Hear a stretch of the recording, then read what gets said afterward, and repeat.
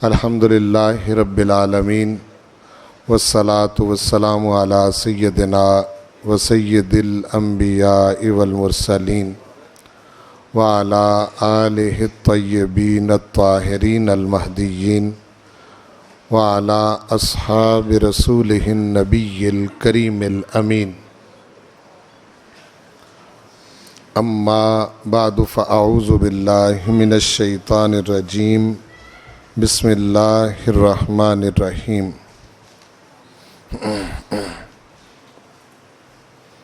قال اللہ تعالی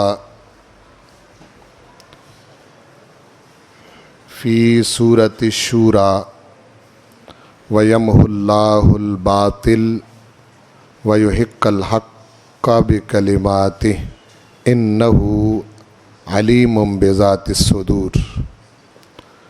صدق اللہ مولانا العظیم.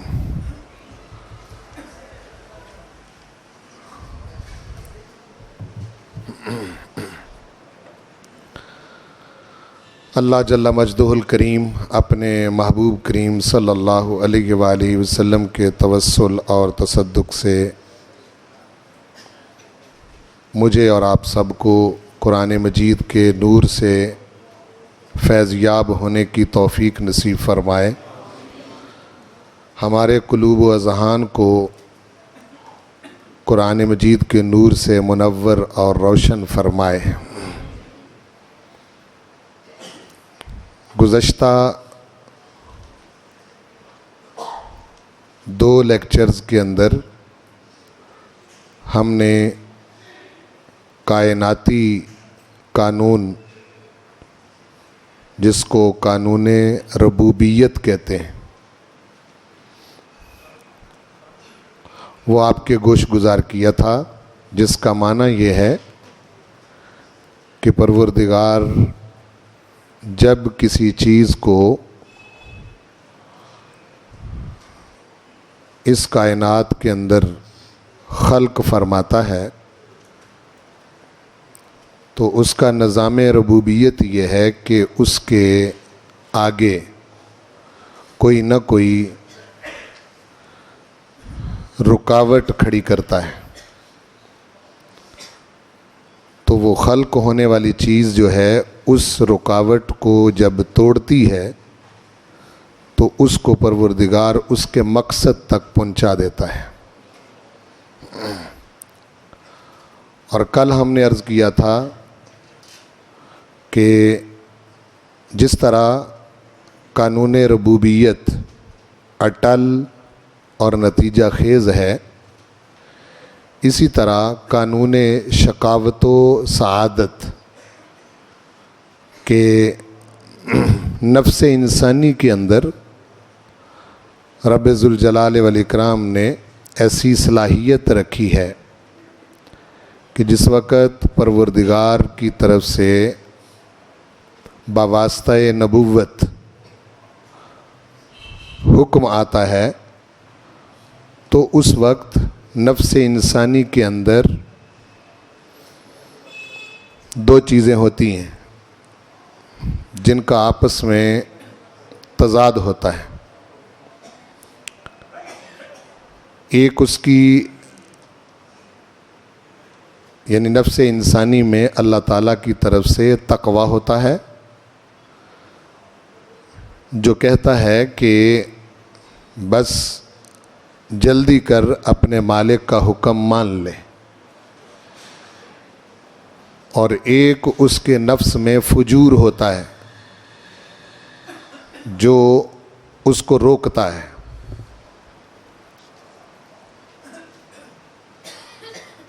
اور جب انسان وہ فجور کی رکاوٹ کو توڑتا ہے تو رب ذوالجلال والاکرام اس شخص کو خوش نصیب اور سعادت مند کر دیتا ہے. اور اگر وہ اپنے مالک کا حکم نہ مانے، نفس کی خواہشات کے مطابق چلے، تو پھر وہی شخص جو ہے وہ بد نصیب اور بد قسمت ہو جاتا ہے. اس کی ہم نے کافی مثالوں کے ساتھ کل وضاحت کی تھی۔ آج قرآن مجید کا بیان کردہ تیسرا قانون، یہ آپس کے اندر ان کا بہت تعلق ہے تینوں کا، جس ترتیب سے ہم ذکر کر رہے ہیں، اور یہ جس کا آج ہم ذکر کر رہے ہیں یہ تاریخی قانون تضاد ہے۔ قرآن مجید بہت تفصیل کے ساتھ اس کا ذکر فرماتا ہے۔ بدقسمتی ہماری یہ ہے کہ ہم اس زاویہ نگاہ سے قرآن مجید کی طرف متوجہ نہیں ہوتے۔ تاریخی قانون تضاد کیا ہے؟ کہ انسان آدم علیہ السلام سے شروع ہوا ہے اور اب تک انسان چلتے آ رہے ہیں۔ اب کے بعد بھی جب تک رب ذوالجلال والاکرام کا اس کائنات کو قائم رکھنے کا ارادہ ہے تب تک انسان چلیں گے، لیکن جو گزر چکا ہوتا ہے اس کے اندر واقعات رونما ہو چکے ہوتے ہیں۔ ابھی آج کے بعد کیا ہونا ہے اس کا ہمیں پتہ نہیں، لیکن رب ذوالجلال والاکرام اس سے غافل نہیں ہے۔ اس کو معلوم ہے کہ آگے بھی کیا ہونا ہے، ہمیں اس کا علم نہیں ہے۔ ہاں، اللہ تعالیٰ اپنے بعض بندوں کو اگر کوئی ایسی نظر عطا فرما دے کہ وہ کسی آنے والے واقعہ کے بارے میں پہلے جان لیں، تو یہ اس کی طرف سے ایک انعام ہوتا ہے، جس کو آپ پیش گوئی کہتے ہیں، پیش بینی کہتے ہیں، لیکن وہ حتمی اور یقینی نہیں ہو سکتی۔ بہرحال بندہ کچھ جانے گا، کو تھوڑا بہت جانے گا۔ رب ذوالجلال والاکرام کی شان یہ ہے کہ وہ آنے والے حالات میں جو کچھ جس انسان کے ساتھ، جس قوم کے ساتھ، جو اس کائنات کا جو کچھ بھی ہونا ہے وہ اس کے ایک ایک لمحے سے باخبر ہے۔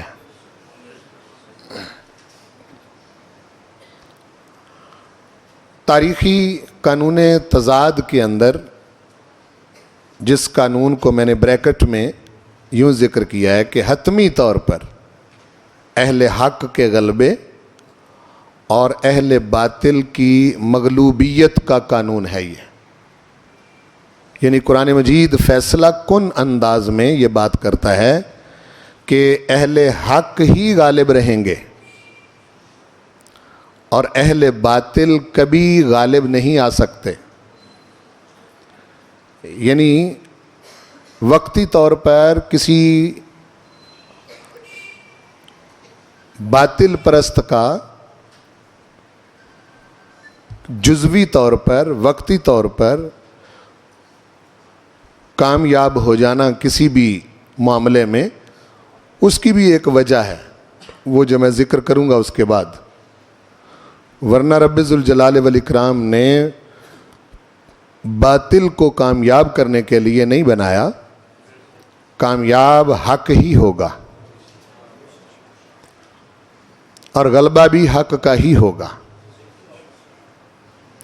اگر ہم قرآن مجید کی اس خصوصیت کو اور اس قانون کو سمجھ جائیں تو ہماری زندگیوں سے مایوسی ختم ہو جاتی ہے، اور مایوسی کا انسان کے اندر رہنا یہ ایمان کے خلاف ہے۔ مومن کبھی مایوس نہیں ہوتا، بولیں، مومن کبھی مایوس نہیں ہوتا۔ رب ذوالجلال والاکرام نے سورہ یوسف میں ارشاد فرمایا، جس وقت یعقوب علیہ السلام اپنے بیٹوں کو کنعان میں بھیجا اور کہا فتحسسوا من یوسف واخیہ ولا تیأسوا من روح اللہ، میرے بیٹو جاؤ یوسف اور اس کے بھائی کی تلاش کرو اور اللہ کی رحمت سے مایوس نہ ہو جاؤ۔ انہ لا ییأس من روح اللہ الا القوم الکافرون، کیوں؟ اس لیے کہ اللہ کی رحمت سے مایوس صرف کافر ہوتے ہیں، مومن نہیں ہوتے۔ مایوسی بہت بڑی بیماری ہے اور یقین بہت بڑی نعمت ہے۔ جس شخص کے اندر مایوسی گھر کر جائے وہ شخص جو ہے وہ انسانیت سے ہی گر جاتا ہے۔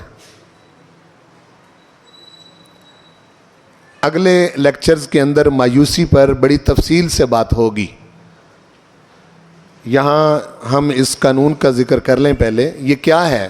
تاریخی قانون تضاد ہے کیا؟ تاریخی قانون تضاد یہ ہے کہ صرف اور صرف حق ہی غالب ہو سکتا ہے، اور یہ دعویٰ قرآن مجید کا ہے۔ اور اگر ہمارا قرآن مجید سے اعتماد اٹھ نہ گیا ہو معاذ اللہ، تو پھر اس دعوے کو تسلیم کرنے میں کم از کم کوئی مومن شک نہیں کر سکتا۔ دعویٰ کیا ہے کہ صرف اور صرف حق ہی غالب ہو سکتا ہے، اور باطل کبھی کامیاب ہو ہی نہیں سکتا۔ یہ تاریخی قانون تضاد ہے۔ اس سے پہلے بھی ایسا ہی ہوا ہے، اب سے پہلے بھی ایسا ہی ہوا ہے۔ ہم حق کو پہچانتے نہیں، جس کا ہم آج ذکر کریں گے، اس لیے ہمیں ہمیشہ شکوک و شبہات سے واسطہ پڑتا رہتا ہے۔ ہمیں معلوم نہیں حق ہے کیا۔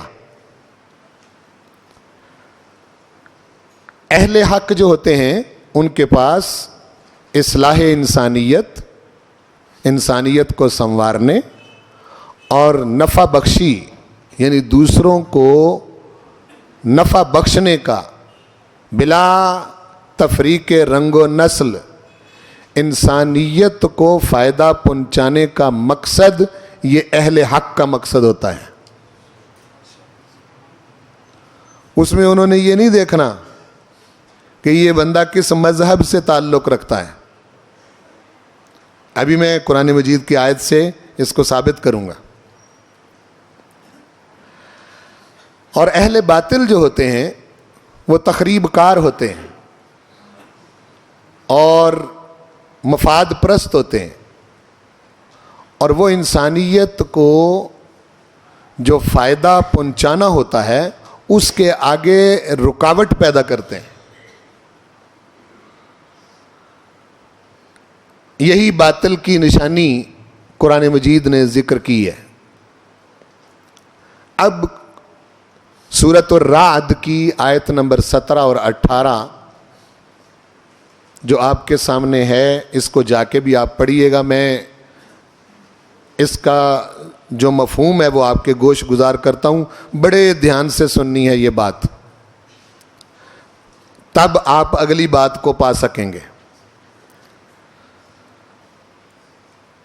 باری تعالیٰ ارشاد فرما رہا ہے، انزل من السماء ماء، اللہ تعالیٰ نے اتارا آسمان سے پانی۔ اللہ تعالیٰ نے اتارا آسمان سے پانی، آسمان سے اللہ پاک نے پانی اتارا۔ فسالت اودیتن، تو وادیاں جہاں جہاں تھیں، کوئی اونچی جگہ پہ وادی ہے، کوئی نیچی جگہ پہ وادی ہے، وادیوں کے اندر نہریں ہیں، دریا ہیں، زمین ہے، جب بارش کا پانی اللہ تعالیٰ آسمان سے نازل کرتا ہے تو وہ سطح زمین پر گرتا ہے، تو جس طرح کی وادی ہوتی ہے اسی طرح کا وہ پانی اس زمین پر بہنے لگتا ہے. فصالت، پس بہ پڑیں، اودیتن، وادیاں، بقدرہا، اپنی اپنی مقدار سے. جیسی وادی تھی ویسا وہاں پانی بہنے لگا. پہلی بات تو یہ سمجھیں کہ رب ذوالجلال والاکرام جس وقت بارش برساتا ہے پانی پہنچانے کے لیے انسانیت کو، تو بارش برساتے وقت وہ صرف ایمان والوں پر بارش نہیں برساتا.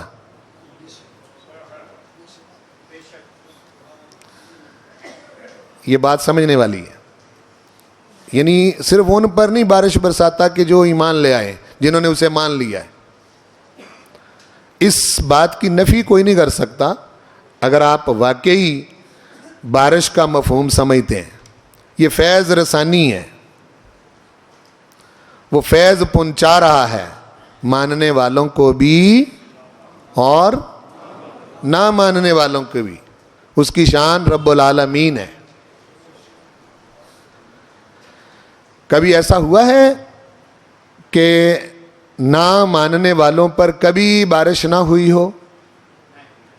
جی نہیں. اب جب بارش برستی ہے تو وہ نہایت فائدہ مند پانی ہوتا ہے، اعلیٰ درجے کا پانی ہوتا ہے، پیور پانی ہوتا ہے. بارش کا پانی نہایت شفاف ہوتا ہے. دنیا کے اندر کوئی فلٹر ایسا نہیں کہ جو فلٹر کر کے پانی اس طرح کا بنا لے جس طرح کا بارش کا پانی ہوتا ہے. بہت فیض ہوتا ہے بارش کے اندر. آپ سمجھے نا جی؟ یہ سمجھتے جائیں بات کو. اچھا، بارش یہ فیض کی مثال ہے جو رب ذوالجلال والاکرام انسانیت کو پہنچاتا ہے. ہاں، زمین کے سینوں میں فرق ہوتا ہے. بارش برستی تو ہر جگہ ہے لیکن ہر زمین اس سے فائدہ نہیں اٹھاتی. جی، ہر زمین اس سے فائدہ نہیں اٹھاتی. بلکہ ایسا بھی ہوتا ہے کہ کئی جگہوں پر بارش برستی ہے تو وہاں سے بدبو آنے لگتی ہے. تو وہ بدبو بارش میں ہوتی ہے؟ نہیں. کئی ایسی جگہیں ہوتی ہیں بارش برستی ہے تو زمین کے اندر سے خوشبو آنے لگتی ہے نا؟ جس زمین کے سینے میں گندگی ہوتی ہے، جب وہی شفاف بارش وہاں برستی ہے تو اس زمین کے چونکہ سینے میں گندگی ہے، اس بنا پر اس زمین کے اندر سے بدبو آنے لگتی ہے. بارش برس رہی ہو تو کبھی آپ کوڑے کے ڈھیر کے پاس سے گزریں تو اس کا آپ کو اندازہ ہو جائے گا، کیونکہ وہاں گندگی ہے، وہاں گندگی ہے. اور اگر زمین ایسی ہو کہ جس زمین کے سینے کے اندر گندگی نہیں، شفافیت ہے، وہ بارش کا فیض قبول کرنے کے لائق ہے، تو وہی زمین جو ہے جب اس پر بارش برستی ہے تو اس زمین کے اندر سے خوشبو پھوٹتی ہے، پھلدار پودے پیدا ہوتے ہیں، پھولدار پودے پیدا ہوتے ہیں اور دنیا اس سے فیض یاب ہوتی ہے.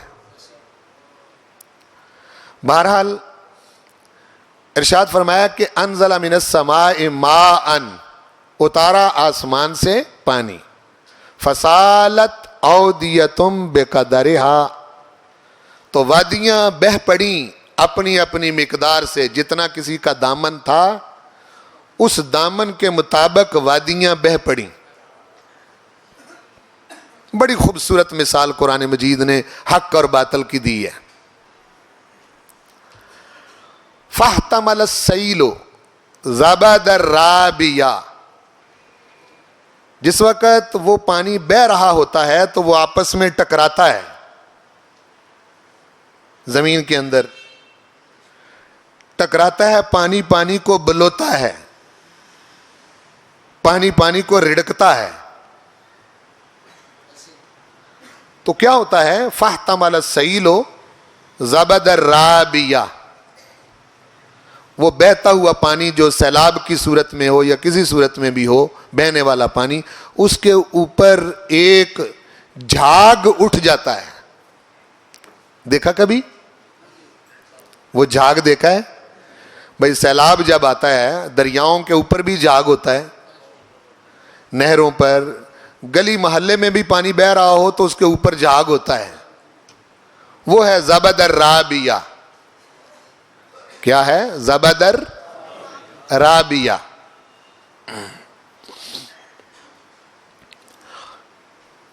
تو وہ جو سیل ہے، سیل کا مطلب سیلاب ہوتا ہے، بہنے والا پانی جو ہے وہ جھاگ اٹھاتا ہے. اب دو چیزیں ہو گئیں. ایک ہے پانی جو نیچے بہہ رہا ہے، وہ شور کرتا ہے. شور کہاں ہے؟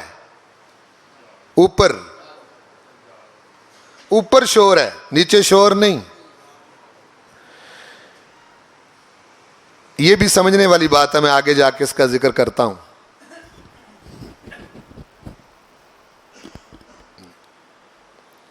وَمِمَّا، ایک تو یہ مثال کہ پانی برسا، وادیاں بہہ نکلیں، پانی بہنے لگا اور اس کے اوپر جھاگ اٹھا.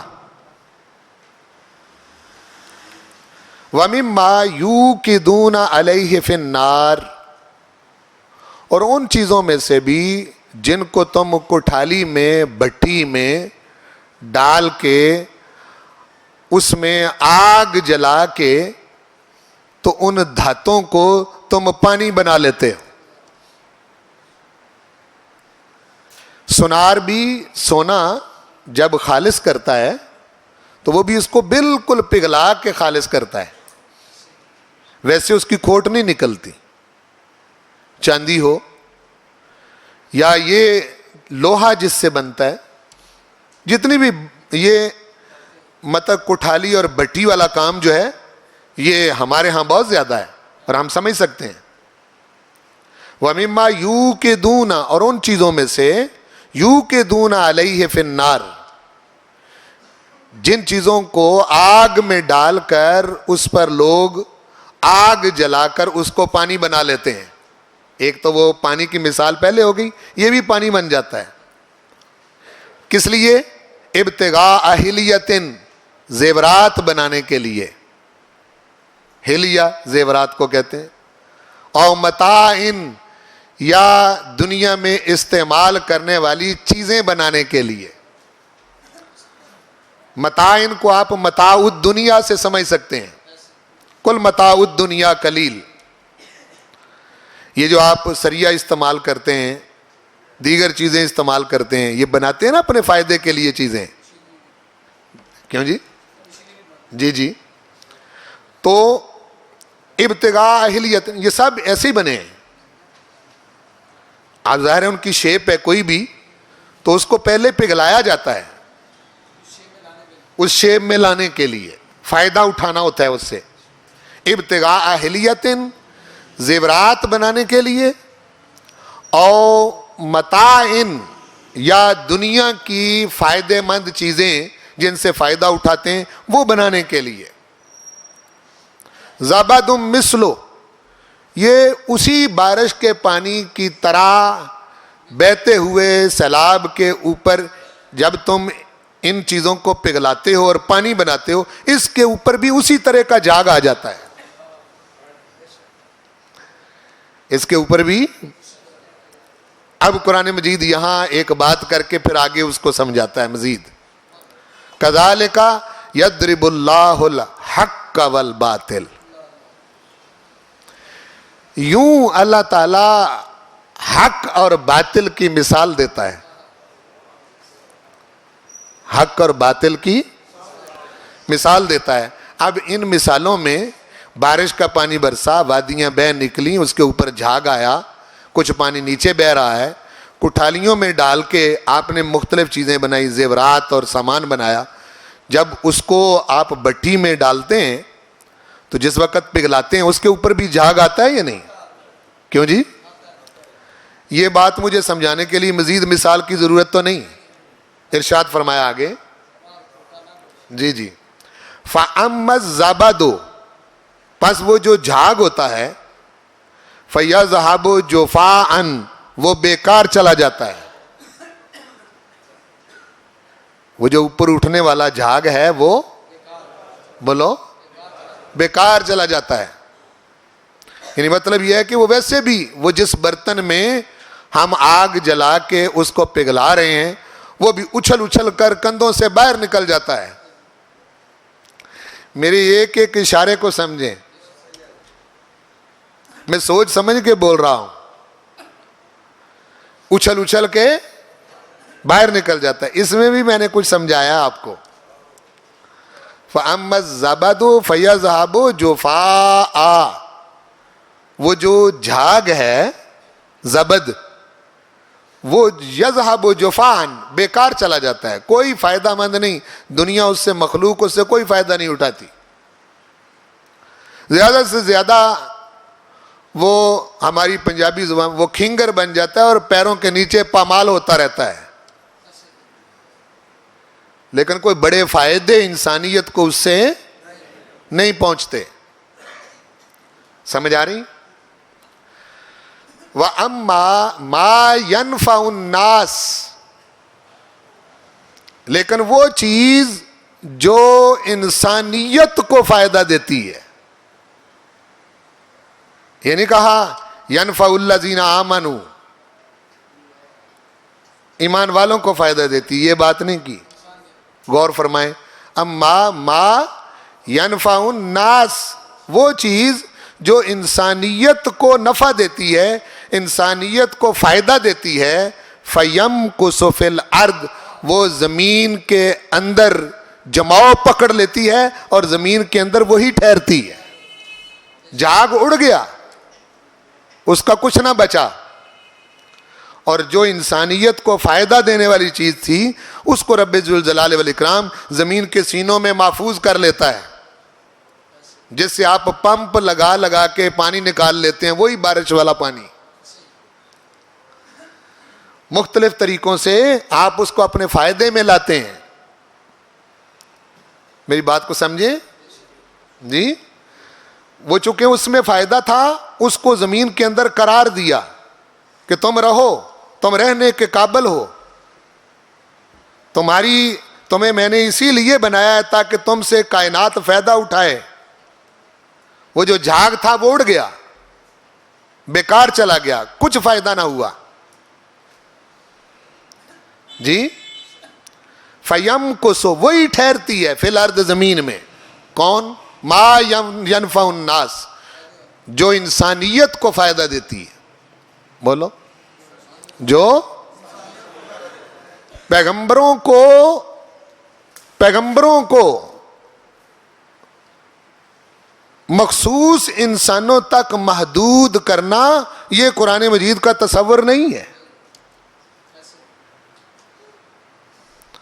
نہ آپ اپنے رب کو مخصوص کر سکتے ہیں.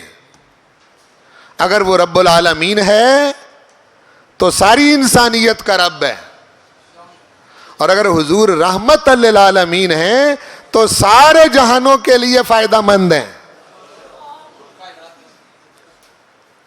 بولو. سارے جہانوں کے لیے. رحمت کا مطلب ہی یہ ہے، رحمت ہوتی وہ ہے جو فائدہ پہنچائے. ذات ہی ایسی بنائی، وجود ہی ایسا بنایا کہ جس سے کل کائنات فائدہ اٹھا رہی ہے. ما ينفع الناس فيمكث في الارض، وہی زمین میں پنپتی ہے، وہی چیز زمین میں قرار پکڑتی ہے, وہی محفوظ ہو جاتی ہے وہ شے. اور جھاگ بولو بیکار چلا جاتا ہے. کذالک یضرب اللہ الامثال, اسی طرح اللہ تعالیٰ مثالیں بیان کرتا ہے سمجھانے کے لیے. اگلی آیت مبارکہ سمجھنے والی ہے کہ اب فیصلہ ہو رہا ہے آگے اخلاقی قانون سعادت و شقاوت سے. کیا؟ للذین استجابوا لربہم الحسنی, وہ لوگ جنہوں نے اپنے رب کا حکم مان لیا. وہ کل جو بات ہو رہی تھی, جنہوں نے اپنے رب کا حکم مان لیا, الحسنی, ان کے لیے اچھا انجام ہے, ان کے لیے اچھا انجام ہے. والذین لم یستجیبوا لہ, اور جنہوں نے اس کا حکم نہ مانا, سنیں, لو ان لہم ما فی الارض, یہ جس سے ہمیں شبہ پڑا رہتا ہے کہ جی آج بہت کچھ ہے ان کے پاس, فلاں کے پاس. قرآن پاک ارشاد فرما رہا ہے وہ جنہوں نے اس کا کہا نہیں مانا, لو اگر ہو, ان لہم ان کے لیے, فی الارض ما فی الارض زمین میں جو کچھ ہے سب کا سب, جمیعاً سارا, ومثلہ اتنا اور, معہ اس کے ساتھ, لفتدوا بہ, وہ ساری زمین اور اتنی اور زمین بھر کر کل کائنات مجھے کہیں لفتدوا, اے پروردگار یہ سب لے لے, ہمیں بچا لے. اولئک لہم العذاب لہم سوء العذاب. ارشاد فرمایا نہیں, تم بچنے کے لیے نہیں, ہم نے حق کو بچانے کے لیے رکھا ہوا ہے.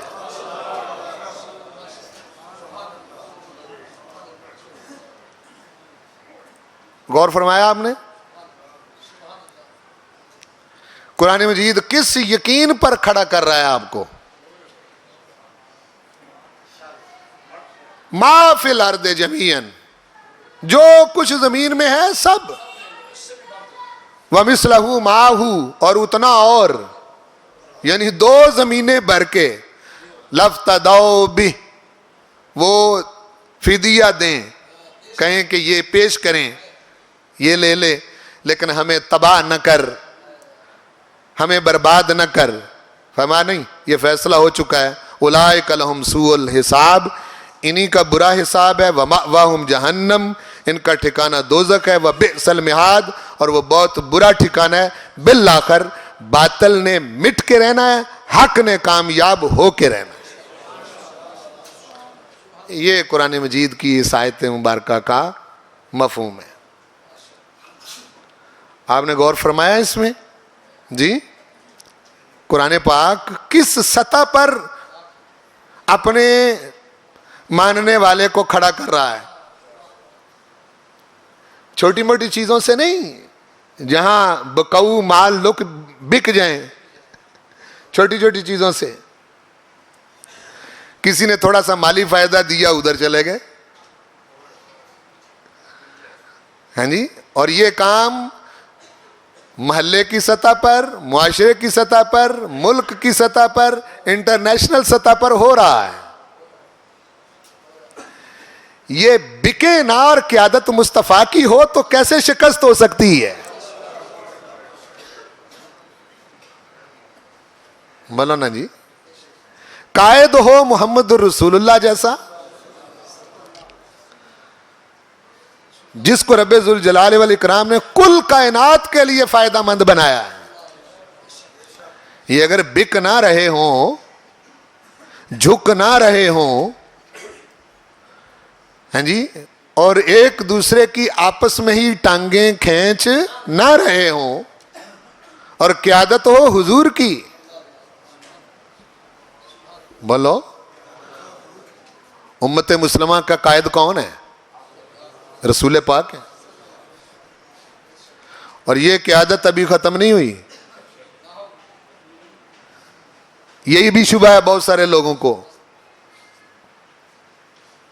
وہ جب مدینہ شریف جاتے ہیں تو معاذ اللہ مردہ سمجھ کے کھڑے ہوتے ہیں.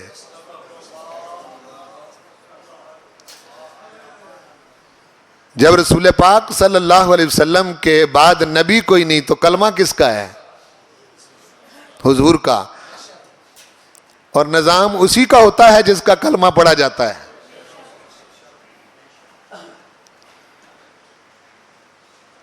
ٹھیک ہے نا جی؟ یہی بات کی جا رہی ہے. تو اب اصول طے ہو گیا. مومن ہوتا ہی وہ ہے جس کا دل اتنا وسیع ہوتا ہے کہ وہ کل کائنات کے لیے ایمان اس کو اس سطح پر لا کھڑا کرتا ہے کہ وہ کل کائنات کے لیے فائدہ مند ہوتا ہے.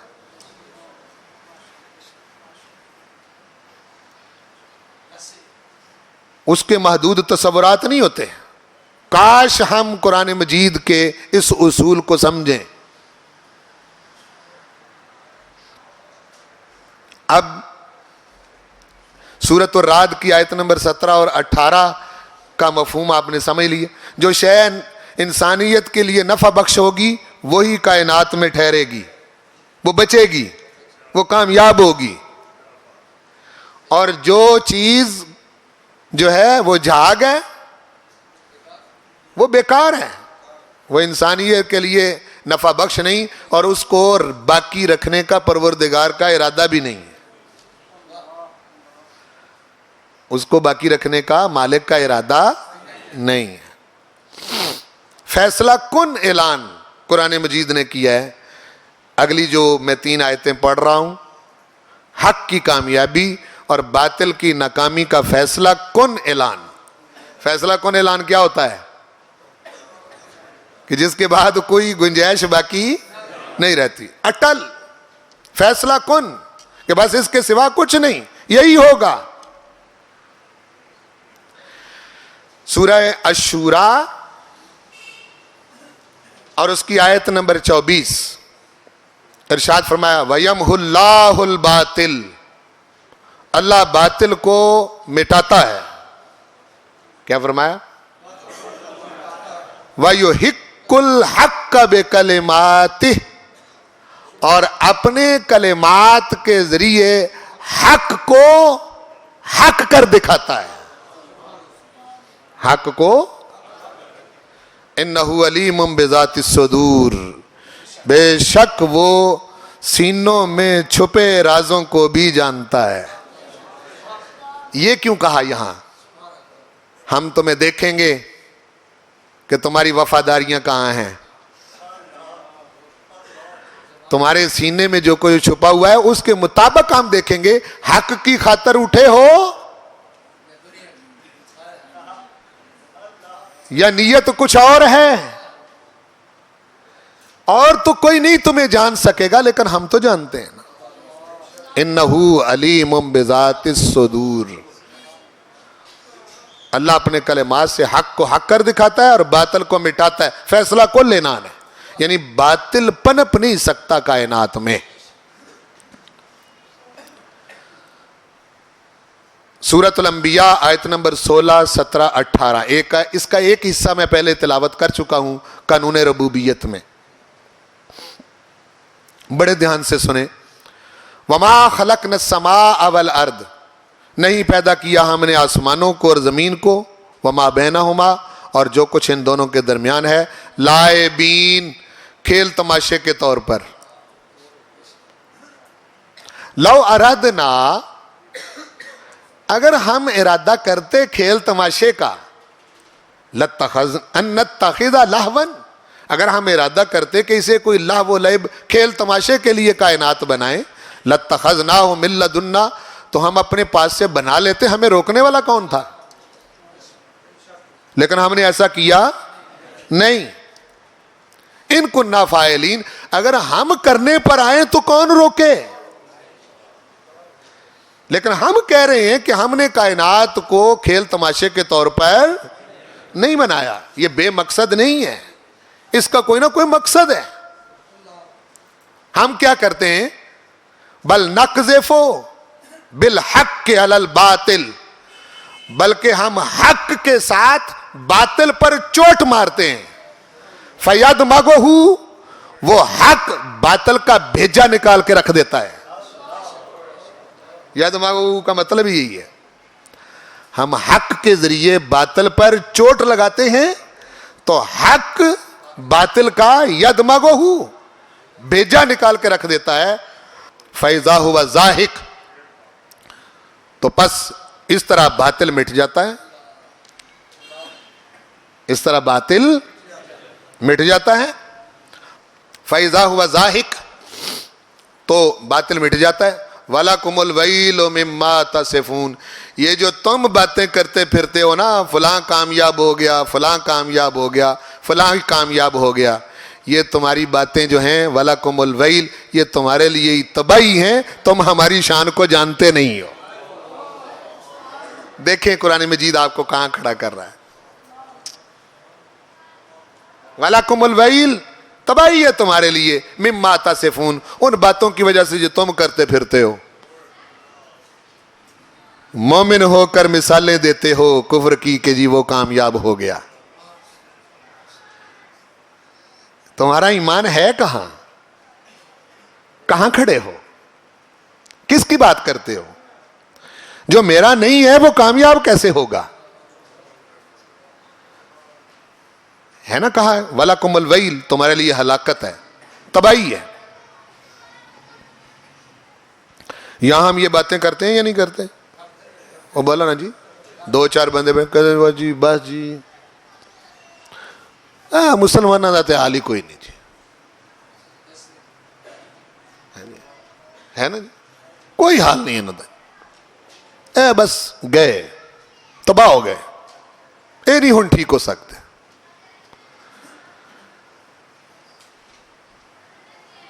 और मुल्क पाकिस्तान के बारे में तरह तरह की बातें करें, भाई ये मुल्क नहीं सही हो सकता, बिल्कुल नहीं हो सकता। ये करते हैं या नहीं करते? ये क्या कह रहा है कुरान? वलकुमुल वैल, तुम्हारे लिए तबाही है, हलाकत है उन बातों की वजह से जो तुम करते हो। हमारा तो इरादा कुछ और है। हम तो जब से तुम्हें नेमत के तौर पर हमने पाकिस्तान दिया है, यहां जितने इस मुल्क को बर्बाद करने वाले आए, अगर उनकी चलती होती तो अब तक तो ये मुल्क रहता ही ना बाबा। इरादा इलाही कुछ, दिया तुम्हें हुजूर का सदका है। लैलतुल कदर की रात को तुम्हें ये मुल्क दिया है, और अब तक तुम्हारा इत्माद किसी और चीज पर है। कुरान को तुमने पकड़ के नहीं देखा। जिस रात कुरान उतारा उसी रात तुम्हें मुल्क दिया है।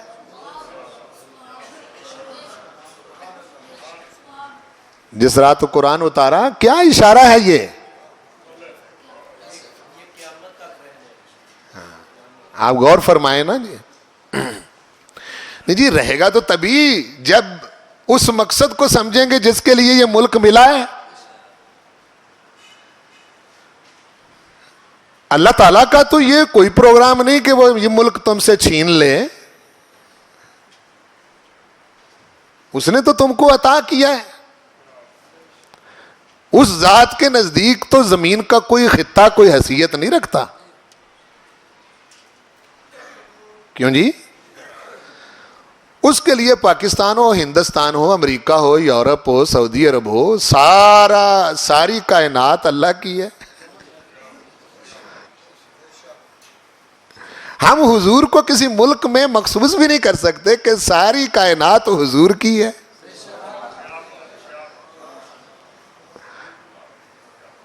ठीक है कि नहीं? पाकिस्तान का टुकड़ा सिर्फ इसलिए महबूब है, इसलिए हमें महबूब है, वरना जमीन से हमें कोई गर्ज नहीं। ये महबूब इसलिए है कि रब्बे जुल जलाल वल इकराम ने बर्रे सगीर के मुसलमानों पर करम करके इनकी तड़प देखी, इनके बुजुर्गों की तड़प देखी कि ये यहां वही मिशन, वही निजाम जो रसूल पाक का है, वो उसको देखना चाहते हैं, उसके अंदर तजर्बा करना चाहते हैं।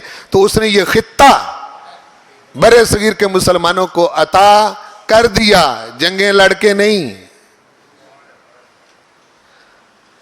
आपने जंगें लड़के लिए? बानिए पाकिस्तान से पूछ ले, वो तो रब्बुल जलाल वल इकराम ने कुछ ऐसे हालात पैदा किए जिसके साथ मुस्बत लोग मिल गए जो मिशन के सच्चे थे, हैं जी, इरादे के पक्के थे, यकीन वाले थे, ईमान वाले थे। उनको अल्लाह ताला ने नेमत के तौर पर यह मुल्क अता किया। हमारी भी कोई जिम्मेदारी है मिल जाने के बाद कि कोई नहीं? जी हाँ, बहुत जिम्मेदारी समझ आती है आपकी। इलेक्शन के वक्त बड़ी समझ आती है क्या जिम्मेदारी है आपकी। हम बहुत अच्छे तरीके से समझते हैं आपकी जिम्मेदारियों को।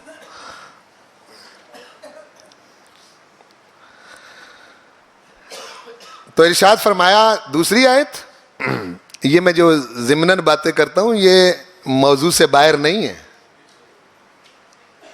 पाकिस्तान को अगर आप मदीने से अलहदा कर दें तो पाकिस्तान की हैसियत ही कोई नहीं है।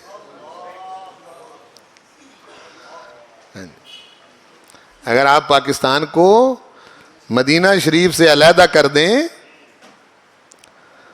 तो पाकिस्तान की कोई हैसियत बाकी नहीं रहती। इस पर मैं फिर कभी बात करूंगा। तीसरी आयत मुबारका कि हक की कामयाबी और बातिल की नाकामी का फैसला कौन ऐलान क्या है? वल्लज़ीना आमनू बिल बातिल, वो लोग जो ईमान लाए बातिल पर। भाई उनका भी तो कोई ईमान है ना। वो लोग जो ईमान लाए किस पर? हक पर नहीं, बातिल पर। वकफरू बिल्लाह, और अल्लाह का इनकार कर दिया। चूंकि हक जो है ये तो हक खुद अल्लाह है। जो बातिल पर ईमान लाए और अल्लाह का इनकार कर दिया, उलाइका हुमुल खासिरून, यही लोग खसारा पाने वाले हैं। ये कभी कामयाब हो ही नहीं सकते। यार कुरान मजीद की इतनी यकीनी आयतें होते हुए और अटल कवानून होते हुए, फैसला कुन ऐलान होते हुए, आज मुसलमान कहां खड़े हैं?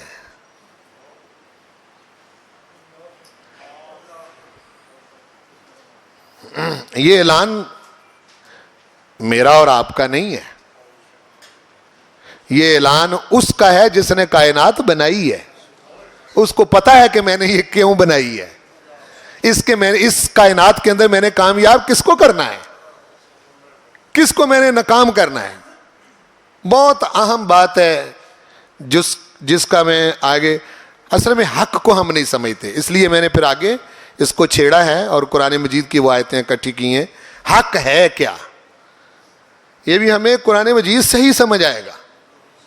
है क्या? इसमें मुख्तसरन ये समझ लें कि अल्लाह खुद हक है।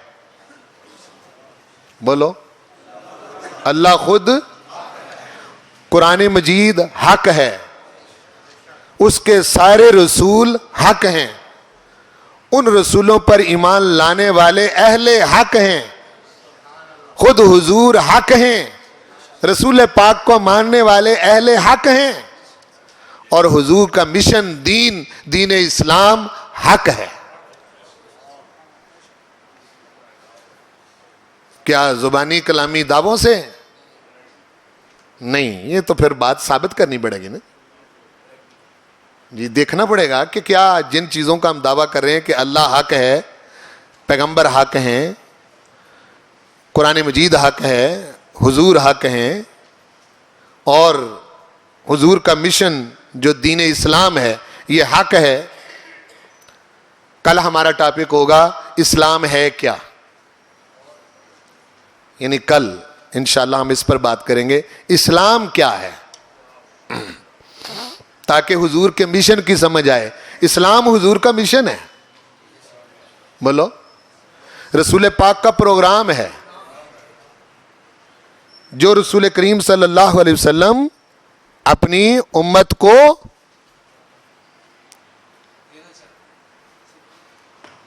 جو حضور نے اپنی امت کو عطا کیا، جس کو مان کر مسلمان ہیں. کل انشاءاللہ ہم اس پر بات کریں گے، اس کو ہم یہیں چھوڑ رہے ہیں. اللہ تعالیٰ خود حق ہے. قرآن مجید کی آیتیں اس پر، سورہ لقمان کی آیت نمبر 29 اور 30.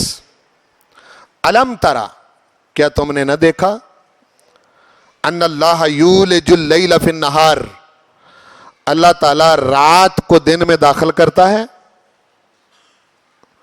وَيُولِجُ النَّهَارَ فِي اللَّيْلِ، دن کو رات میں داخل کرتا ہے، وَسَخَّرَ الشَّمْسَ وَالْقَمَرَ، اور چاند اور سورج کو اس نے تابع فرمان کر دیا ہے، مسخر کر دیا ہے. کل یجری الی اجل مسمی، ہر کوئی ایک مقررہ مدت تک اپنے مدار میں چل رہا ہے. وَإِنَّ اللَّهَ بِمَا تَعْمَلُونَ بَصِيرٌ، بے شک اللہ تعالیٰ جو تم کرتے ہو دیکھ رہا ہے. کیوں یہ سارا کچھ کیوں ہو رہا ہے؟ ذَلِكَ بِأَنَّ اللَّهَ هُوَ الْحَقُّ، اس لیے کہ اللہ ہی حق ہے، اس لیے کہ اللہ ہی حق ہے. وَأَنَّ مَا يَدْعُونَ مِن دُونِهِ الْبَاطِلُ، اور اس کے سوا جس کو بھی تم نے معبود بنایا وہ باطل ہے. اس کے سوا اگر تم نے کسی کو معبود مانا تو وہ جو کچھ بھی ہوگا، وہ اپنا نفس ہو سکتا ہے، بت ہو سکتے ہیں، وہ انسان ہو سکتا ہے، پتھر ہو سکتا ہے. جس کو معبود بنایا تم نے، جس کو تم نے میرے سوا پوجا، جس کی تم نے عبادت کی میرے سوا، وہ باطل ہے. حق میں ہوں، صرف میں رہوں گا، باطل مٹ جائے گا، باطل مٹ جائے گا. وَأَنَّ اللَّهَ هُوَ الْعَلِيُّ الْكَبِيرُ، کیوں؟ اس لیے ارشاد فرمایا میں بلند بھی ہوں، بڑا بھی ہوں، میرے سامنے کوئی نہیں ٹھہر سکتا.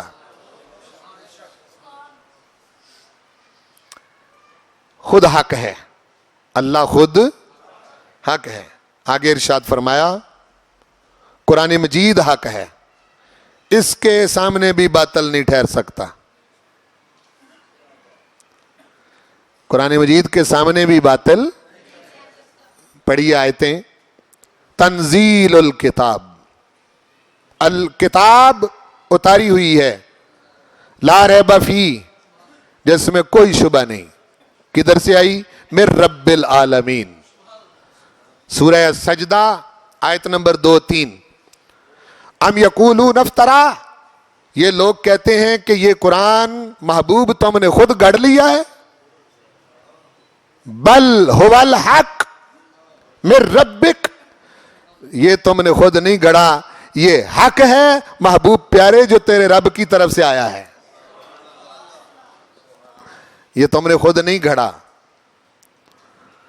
والذی اوحینا الیک، اور جو ہم نے وحی کیا محبوب آپ کی طرف، من الکتاب، یہ کتاب قرآن مجید، هو الحق، یہی حق ہے.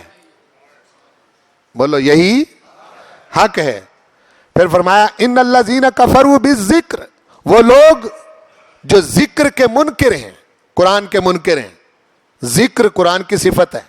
انا نحن نزلنا الذکر لما جاءہم، جب ان کے پاس آیا. وَإِنَّهُ لَكِتَابٌ عزیز، یہ بڑی عزت والی کتاب ہے.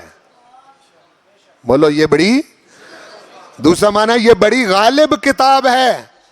لا یأتیہ الباطل من بین یدیہ ولا من خلفہ، یہ ایسی کتاب ہے اس کے آگے پیچھے باطل ٹھہر ہی نہیں سکتا. بولو اس کے آگے پیچھے باطل. تنزیل من حکیم حمید، یہ بڑی حکمت والے سراہے ہوئے پروردگار کی طرف سے نازل کی گئی ہے. قرآن پاک کی آیتوں سے ثابت ہو گیا کہ قرآن بھی بولو حق ہے. رسول پاک کی شان کیا ہے؟ انا ارسلناک، حبیب پیارے ہم نے آپ کو بھیجا ہے، بالحق، کے حق کے ساتھ. بولو حق کے ساتھ، بشیرم و نذیرا، بشیر بنا کر، نذیر بنا کر. پھر فرمایا هو الذی ارسل رسولہ، وہی ہے جس نے اپنے رسول کو بھیجا بالہدا، ہدایت دے کر، ودین الحق، بولو دین حق دے کر. کیوں؟ لیظہرہ علی الدین کلہ، تاکہ تمام دینوں پر دین حق کو غالب کر دے. وَقَفَى بِاللَّهِ شَهِيدًا، اس غالب کرنے میں مجھے کسی کی ضرورت نہیں، غالب کرنے کے لیے میں اللہ ہو کر اس پر خود گواہی دے رہا ہوں. اتنے یقین کے ہوتے ہوئے پھر مایوسی. اور اب فیصلہ آ گیا انسانوں کے پاس.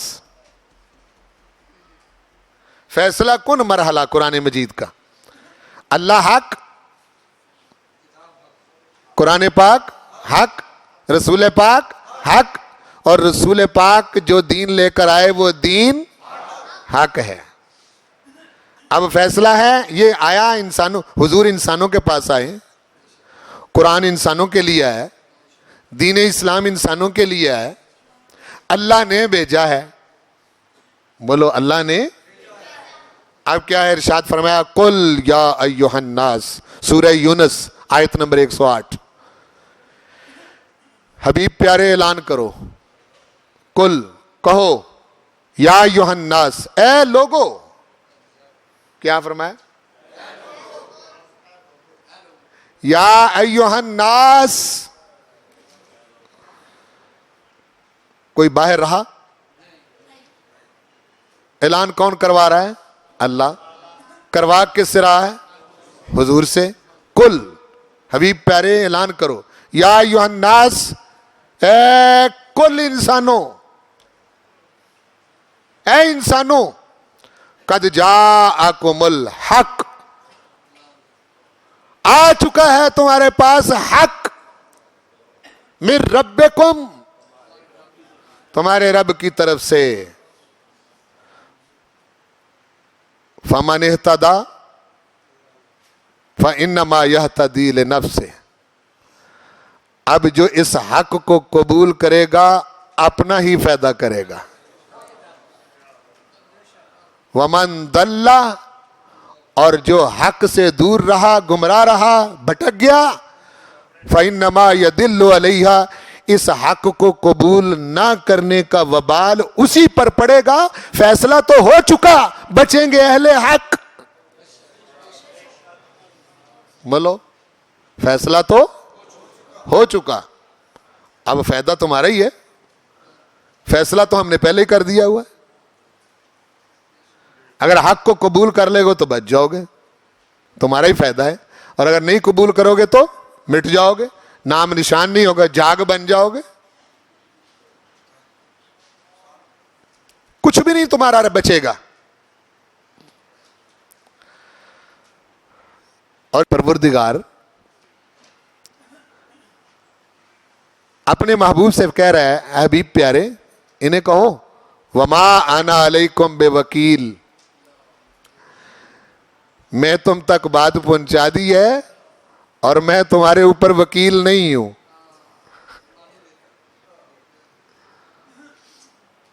اس لیے سمجھایا ایسے ہی نہیں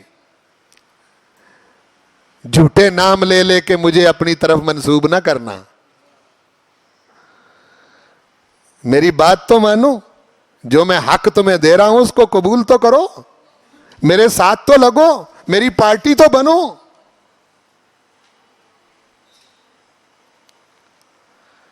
اب یہ جو اہل حق اور اہل باطل کا جو گروہ ہے، اس پر بہت ساری آیتیں ہیں. آگے میں نے ایک پیرا لکھا ہے اور اس کے پیچھے پورا قرآن مجید ہے، شروع سے لے کے آخر تک. رمضان شریف آئے گا، اللہ تعالیٰ آپ کو توفیق دے کہ آپ اس خیال سے قرآن پڑھیں. اور رمضان شریف سے پہلے شعبان میں دورہ قرآن رکھنے کا مقصد بھی یہی ہے. کہ رمضان اور قرآن کا بڑا گہرا تعلق ہے.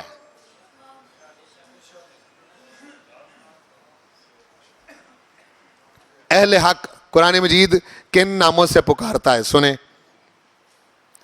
یہ دو گروہ ہیں. جو حق قبول کرنے والے ہیں وہ اہل حق، اور جو حق قبول کرنے والے نہیں وہ اہل باطل. دو گروہ ہو گئے. بولو نا جی. ایک کو قرآن کہتا ہے حزب اللہ. کیا کہتا ہے؟ حزب اللہ، اللہ کی پارٹی. حزب پارٹی کو کہتے ہیں. گروہ، اللہ کا لشکر. یعنی اہل حق کس کا لشکر ہوا؟ اللہ کا. اور اس لشکر کے پیچھے اللہ کی طاقت ہو اور لشکر مایوس ہو،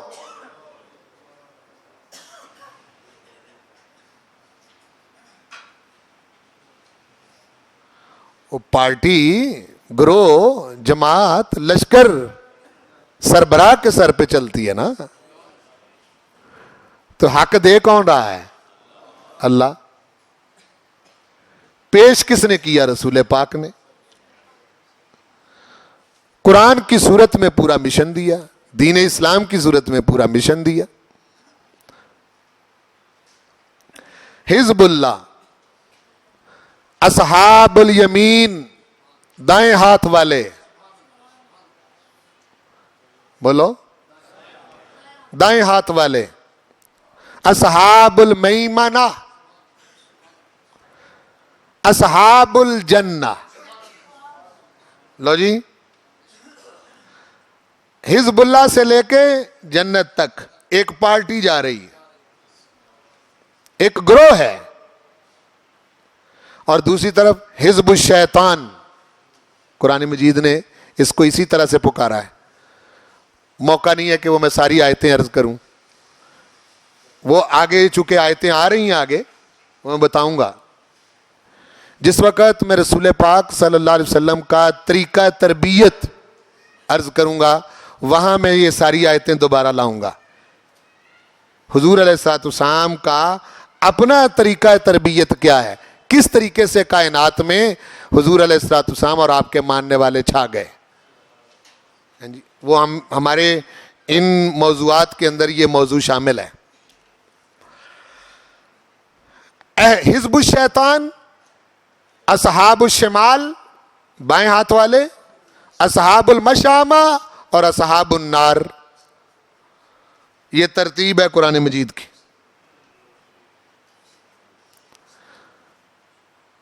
دونوں گروہ کے متضاد مقاصد ہیں. جو اللہ کا گروہ ہے اس کا مقصد اور ہے، جو شیطان کا گروہ ہے اس کا مقصد.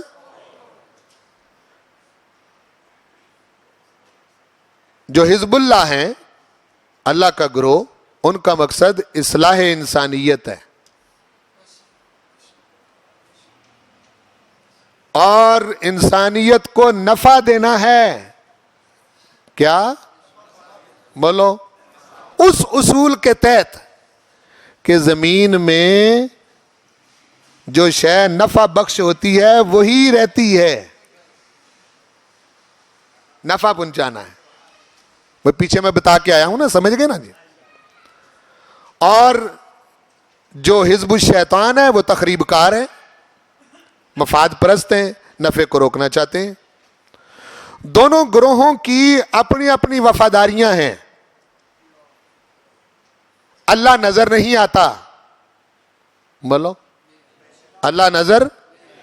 اہل حق کی وفاداری اس سے ہے جو نظر آتا ہے، اور یہ وفاداری حضور کے واسطے سے اللہ ہی کی وفاداری ہے.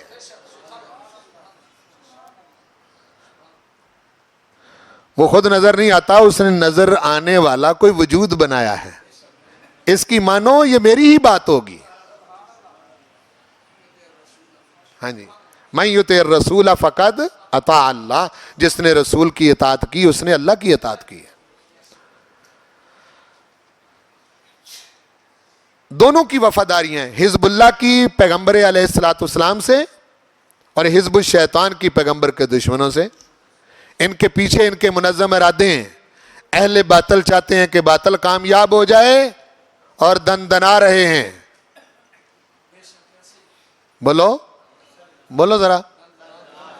دن دنا رہے ہیں اس جھاگ کی طرح جو سیلاب کے اوپر شور مچاتا ہے. دن دنا رہے ہیں. شور پانی کے نیچے اندر نہیں ہوتا. آپ سمجھے؟ دن دنا رہے ہیں اور آپ کو مزمحل کر رہے ہیں, آپ کو مشکوک کر رہے ہیں, آپ کو شک میں مبتلا کر رہے ہیں, آپ کو یہ سمجھا رہے ہیں کہ نہیں باطل کامیاب ہے. ارشاد فرمایا ان کی کیوں سنتے ہو, میری سنو. میں تمہیں کہہ رہا ہوں کہ باطل کامیاب ہو ہی نہیں سکتا. وقتی طور پر کچھ ایسے حالات پیدا ہوتے ہیں جس میں ایمان والوں کو چیک کیا جاتا ہے کہ ایک ایمان کا کون سا درجہ ہے. ایمان کا کون سا درجہ ہے. حالات و واقعات, سائنسی ترقی, دیگر چیزیں دیکھ کر شبہ پڑ گیا, مر گئے, مٹ گئے, ختم ہو گئے, کچھ نہیں رہا. وہ بھی شور کرتے ہیں اسلام ختم ہو گیا.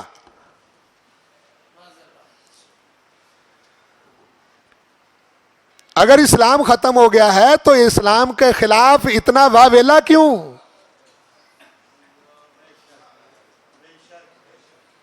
بولو بھائی. اگر اسلام مٹ گیا ہے تو مٹ جانے والی شے کے خلاف واویلا ہوتا ہے. وہ کہتا ٹھیک ہے جی مٹ گیا. تم تو بدماشو اب تک نہیں رکے. جب تمہیں موقع ملتا ہے ڈرامے بنا دیتے ہو, جب تمہیں موقع ملتا ہے خاکے بنا دیتے ہو, جب تمہیں موقع ملتا ہے اس وقت تم بدماشیاں کر رہے ہو. اگر مٹ چکا ہے تو اتنا واویلا کیوں کہ ایک عورت تمہارے مفاد کو فائدہ پہنچانے کے لیے ایک ملک کے اندر کسی قصبے میں رسول پاک کی بے ادبی کرے تو سارا کفر ہل جاتا ہے.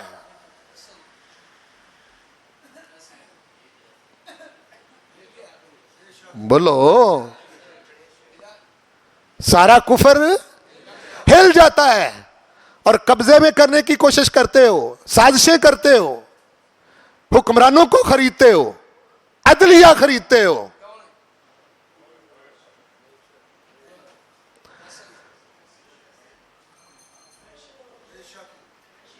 ہے یا نہیں؟ ایسا ہی ہے یا نہیں؟ یعنی اتنا شور ایک عورت کی وجہ سے. اسی سے پتہ چلتا ہے کہ اسلام کتنا طاقتور ہے.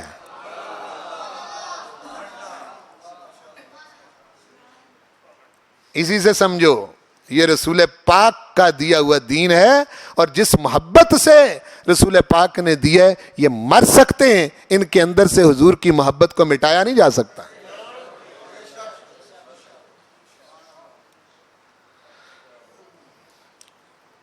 اہل حق کی وفاداریاں حضور سے ہیں, اہل باطل کی وفاداریاں رسول پاک کے دشمنوں سے ہیں. ان کے پیچھے دو منظم ارادے ہیں. اہل باطل کہتے ہیں باطل کامیاب ہو, اہل حق کہتے ہیں حق کامیاب ہو. ارادے ہیں ان دونوں کے درمیان ٹکراؤ ہو کے رہتا ہے, تصادم. بولو.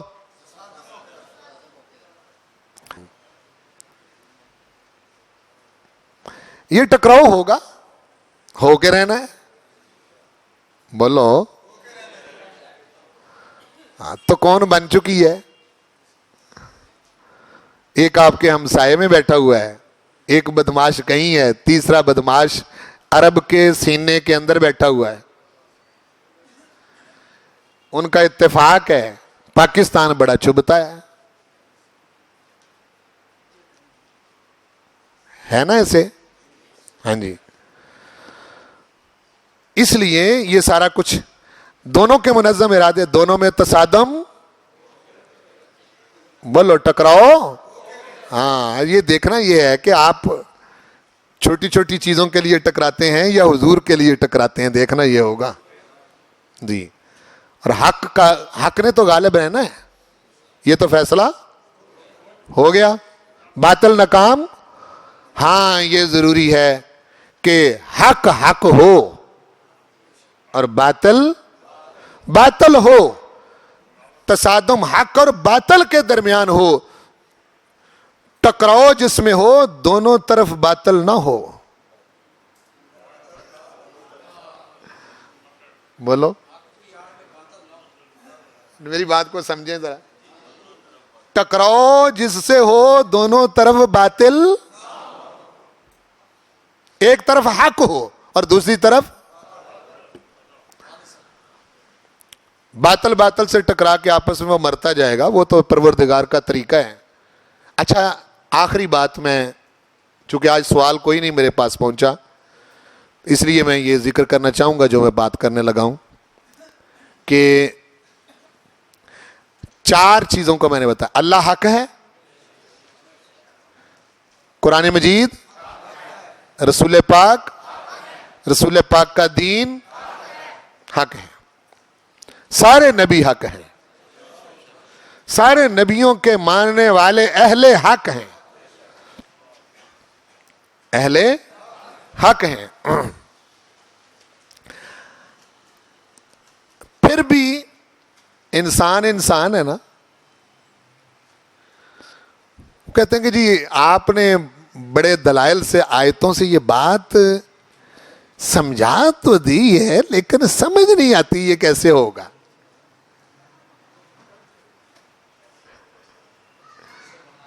کیوں جی؟ دلائل سے یہ بات بولو نا جی، سمجھا تو دی ہے لیکن یہ سمجھ نہیں آتی. حالات تو اس کے مطابق نہیں نا اس وقت. بولو نا جی. میں جس وقت آپ کو یقین پہ کھڑا کر رہا ہوں اس وقت اسی کی ضرورت ہے. بھائی مایوسی سے نکال رہا ہوں نا، پہلے دن سے کیا کوشش کر رہا ہوں میں آپ کو؟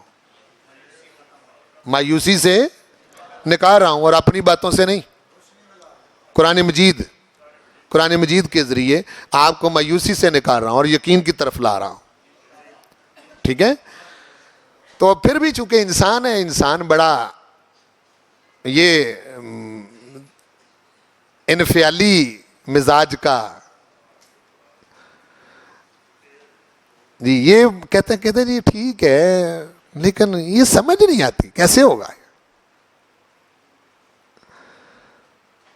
وہ میں بتانے لگا ہوں کیسے ہوگا. چونکہ یہ شکوک و شبہات ہو سکتے تھے، پروردگار نے اس کا فیصلہ قرآن مجید میں کیا ہے. اس کا ارشاد فرمایا کہ سب سے پہلے تو میں حق ہوں. بولو. میرا حبیب حق ہے، جو قرآن میں نے اتارا ہے یہ حق ہے، جو دین میں نے اپنے محبوب کے ذریعے دیا ہے یہ حق ہے. ٹھیک ہو گیا جی. اب فرمایا کہ تم خود کو دیکھ کے پریشان ہوتے ہو، میں نے تم کو حق نہیں کہا.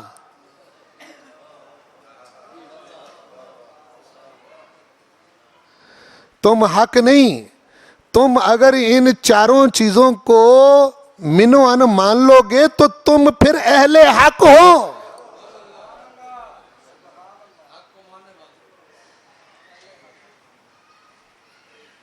سمجھے بات کو؟ ہاں یہ کہا ہے کہ جو میرے محبوب کا وفادار ہے، جو میرا ہے، قرآن مجید کے مطابق چلتا ہے، دین اسلام کے مشن پر چلتا ہے، وہ اہل حق ہے. اور اس کے ساتھ میرا وعدہ ہے، چونکہ میں شکست نہیں کھاتا، میری کتاب قرآن شکست نہیں کھاتی، میرا حبیب شکست نہیں کھاتا، میرے محبوب کا دین شکست نہیں کھاتا. جو ان 4 کے ساتھ لگ جاتے ہیں وہ بھی شکست نہیں کھاتے.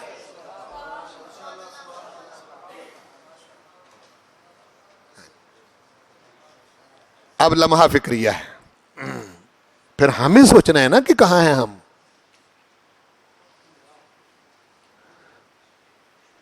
کیوں جی؟ او بھائی ہمیں سوچنا ہے نا کہ کہاں ہیں ہم. 58 اسلامی ملک ہوں صفحہ ہستی پر. کتنے؟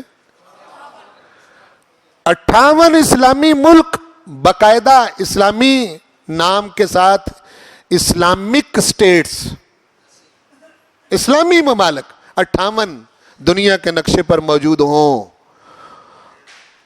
اور کوئی ایک ملک دوسرے کے ساتھ. نیچے کی بات میں کیا کروں، یہاں تو بہت کچھ ہے. اور 58 اسلامی ملکوں کے سربراہوں کا حال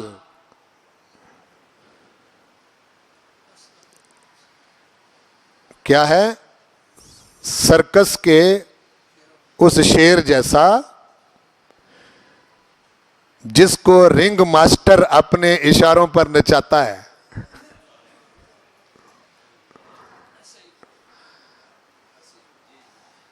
کیا کہا میں نے؟ کچھ سوچا سمجھا آپ نے؟ ہے شیر، بولو.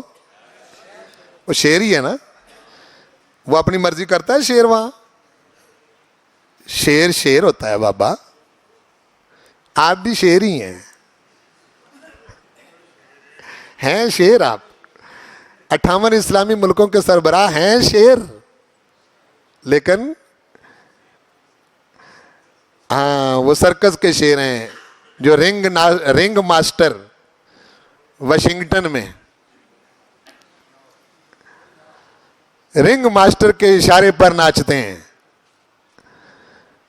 رنگ ماسٹر امریکہ میں بیٹھا ہو تو آپ کے ملک کی عدالت پر اتنا اثر انداز ہوتا ہے کہ قاضی صاحب، جج صاحب فیصلے اسلام، قرآن، پاکستان کے آئین کے مطابق نہیں کرتے، رنگ ماسٹر کے مطابق کرتے ہیں.